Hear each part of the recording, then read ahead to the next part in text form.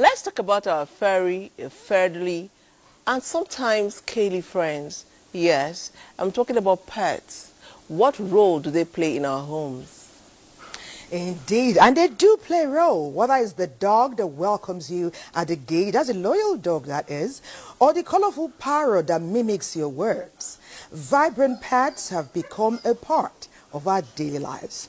And we have some right here in the studio. Yes, Thelma, they are becoming more than just animals. They are family, companion, our guards.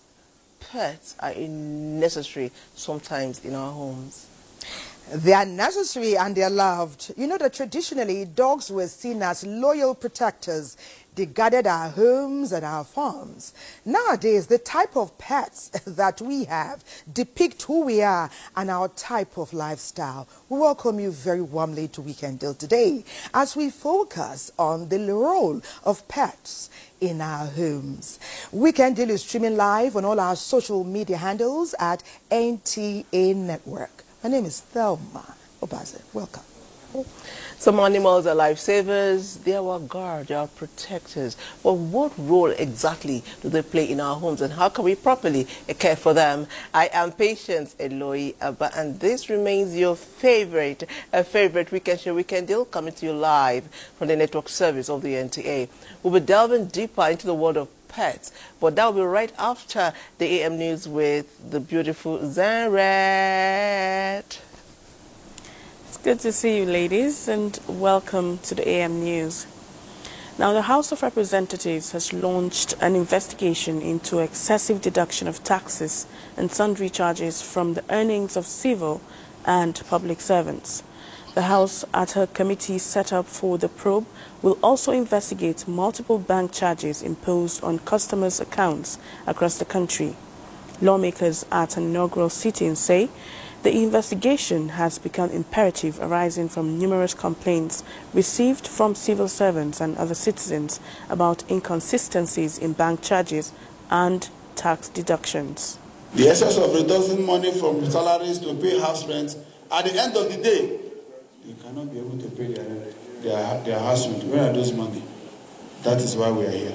So I will beg all agencies to cooperate with us. These deductions have also denied a lot of Nigerians disposable income, causing more hardship to Nigerians. And this is why most Nigerians are crying out to the House to say, please look into these unlawful deductions. So that at the end of the exercise, we'll be able to see that the interest of our public and civil servants is well protected.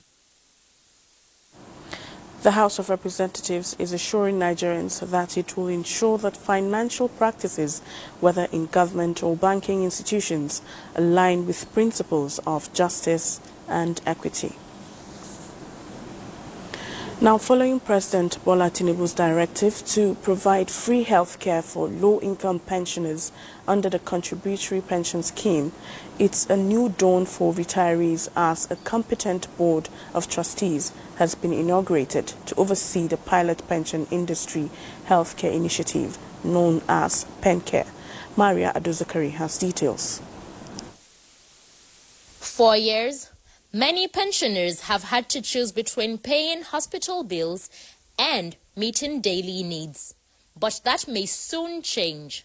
This is as the National Pension Commission, in collaboration with licensed pension operators, are joining forces to fund free healthcare services for retirees across the country. Do you know that to buy insulin to handle a diabetic pensioner costs almost 13,000 naira for a pensioner to buy an insulin? At the initial stage, about 20,000 pensioners are expected to benefit from the scheme. Members of this board have been carefully selected for their integrity, competence, and deep professional experience in the pension, health, and financial sectors. Let's start with the pilot scheme, or perhaps phase one, so to speak. And the whole idea is to see, can we start with the most vulnerable? The initiative will serve as a corporate social responsibility effort by both PENCOM and the licensed pension operators, aimed at supporting beneficiaries of the contributory pension scheme. The Board of Trustees have competence and integrity as guiding principles as they steer the affairs of the Pension Industry Healthcare Initiative, PenCare. Maria Ado-Zakari, NTA News. The Nigerian Police Force is strengthening its operations to tackle sexual and gender-based violence as it partners the GS Foundation in sharpening one of its most vital tools, human sensitivity, through a specialized training for gender desk officers from the North Central Zone. Francis Form reports that the training is in line with the country's ongoing human rights and justice reform agenda. In a society where victims of sexual and gender-based violence often carry invisible scars, the Nigeria Police Force is lighting a candle in the dark through a 2-week intensive capacity-building workshop for senior gender desk officers from the North Central Zone. The training aims to sharpen the officers' investigative skills, deepen their understanding of gender-based laws, and strengthen accountability in handling cases of abuse and exploitation. It is expected that all that we have learned from here, we go back to our command, organize step-down training to the other gender officers to prepare them adequately to handle these cases of sexual and gender-based violence. I've now known better ways of handling gender-based violence professionally. And they are going to ensure that all perpetrators are being brought to book. The workshop also focuses on survivor-centered approaches, digital documentation, and interagency collaboration, ensuring that desk officers become beacons of hope for victims who have long suffered in silence. As officers, and we intend to use all those laws to the best of our ability to serve as deterrents for others that are planning to do such things. We have invited a prosecutor to talk about what he expects from the investigators, how to approach victims, because this is a very sensitive issue. Through initiatives like this, the force hopes to build public confidence, one trained officer and one restored life at a time. Francis from NTA News. Now, Minister of Aviation and Aerospace Development, Festus Keyamo, SAN, has accepted the 2025 Nigeria's Pride Award for Most Impactful Minister of the Year 2025.